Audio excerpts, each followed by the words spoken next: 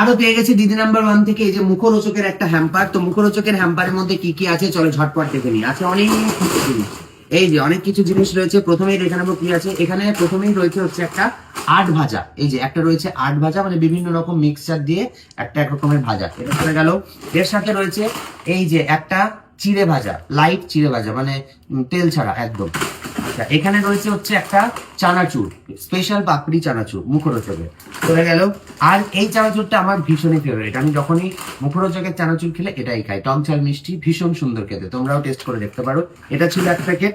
এখানে রয়েছে নিমকি, এই যে এই নিমকিটা পূজা খেতে খুব ভালোবাসে, তো এই নিমকিটাও আমরা পেয়ে গেছি এটার সাথে। আচ্ছা, এখানে রয়েছে হচ্ছে একটা রেডি মিক্স ভেলপুরি, মানে জাস্ট প্যাকেট কাটো, পাটিতে ঢালো, কচমচ করে খেয়ে ফেলো। এই যে রয়েছে একটা ভেলপুরি।